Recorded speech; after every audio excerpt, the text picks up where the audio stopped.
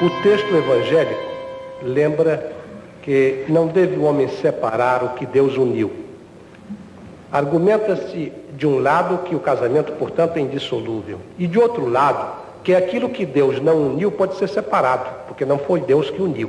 Pergunta então como os mentores espirituais de Chico Xavier interpretariam o texto bíblico.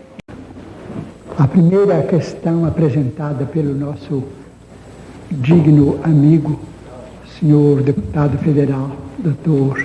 Freitas Nobre, envolve o problema do divórcio no Brasil. E isso traz uma outra questão, que é a questão do desquite. Sem nenhum desrespeito às nossas leis, com absoluta veneração aos nossos magistrados, que são zeladores da nossa dignidade como povo cristão, mas os nossos amigos espirituais consideram que o desquite facultado pelo artigo 316 do nosso Código Civil, código, aliás, dos mais evoluídos da Terra, o desquite facultado pelo artigo 316, de algum modo, sem qualquer irreverência, pode ser comparado, com todo o respeito nosso, à dignidade dos nossos governantes e dos nossos legisladores. O desquite no Brasil pode ser comparado ao presente de um carro de luxo que é doado sem o motor. O carro não pode funcionar porque o motor está de um lado e a estrutura do veículo de outro. No artigo número 323 do nosso Código Civil, existe a possibilidade da reconciliação dos cônjuges, seja de que modo for. E a lei, então, aprova a reaproximação dos cônjuges que não puderam viver juntos. Então, é o trazimento do motor ao carro para que o carro venha a funcionar da mesma forma pela qual o carro foi considerado em dificuldade antes do reajuste.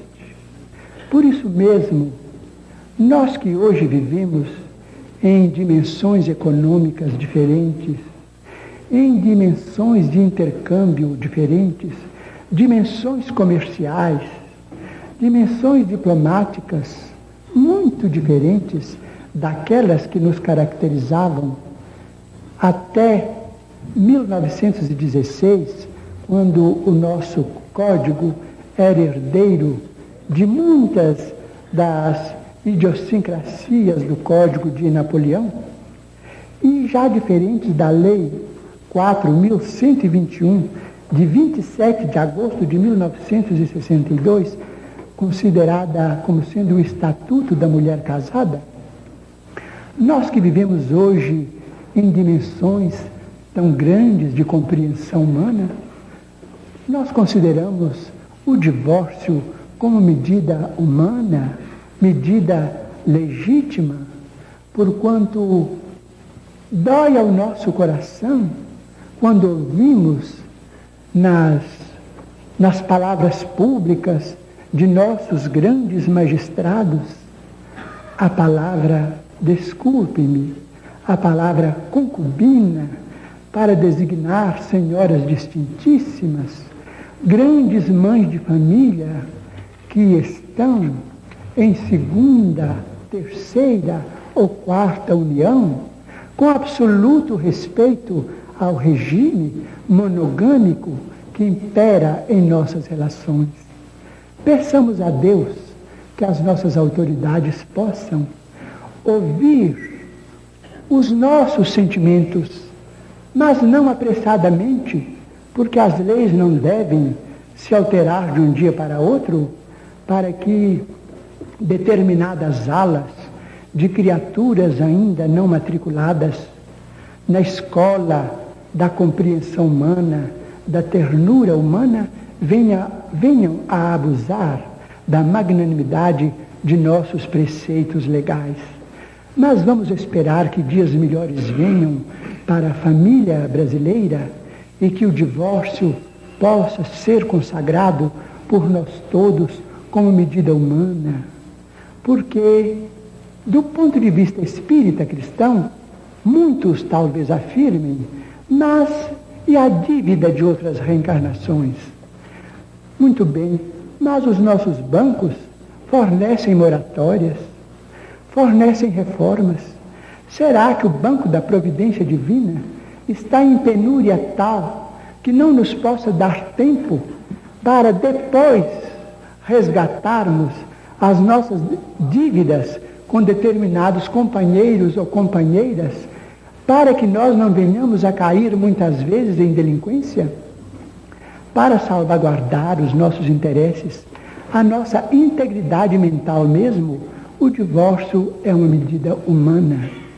Mas nós devemos considerar, e isso digo na condição de espírita, nós os espíritas precisamos e sabemos respeitar a maioria católica da nação brasileira. Por isso mesmo fazemos votos para que o soberano pontífice, que nós tratamos com a máxima veneração, e que suas eminências, os cardeais do Brasil, e suas excelências, os senhores arcebispos e bispos do Brasil, possam também abençoar estes nossos ideais, para que o divórcio venha tranquilizar tantos adultos e legalizar tantos adultos e jovens que necessitam de semelhante medida para que a paz e o amor. Na fala do nosso caro entrevistador, Dr. Durval Monteiro, estou consertando o nome. Mas muito obrigado pela tolerância. Mas não suspendeu o doutor ainda. Foi um engano. Para que a paz e o amor reinem dentro do lar pátrio, do território brasílio. Isto sem desconsiderar os princípios monogâmicos, os princípios de fidelidade que os cônjuges devem entre si, dentro das novas dimensões psicológicas em que os nossos grupos sociais são chamados a viver.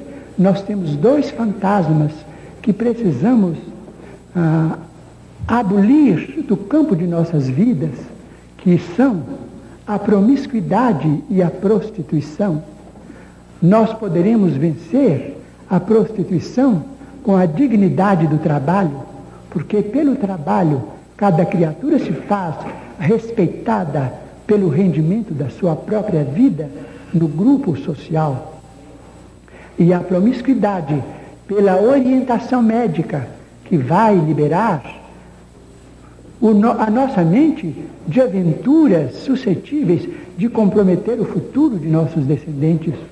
Mas o divórcio, medida humana, sem nenhum desrespeito à família brasileira, que é profundamente cristã, é medida humana, mas devemos esperar que os nossos magistrados reconsiderem os pontos de vista em andamento e que processos novos de vivência possam inspirar essa lei de libertação, que é uma lei justa, em favor da paz de nossos lares, com emancipação para o homem e emancipação para a mulher, sem as ilusões e as fantasias do amor possessivo, do amor egoístico de um lado ou de outro, porque cada um é senhor do seu próprio destino.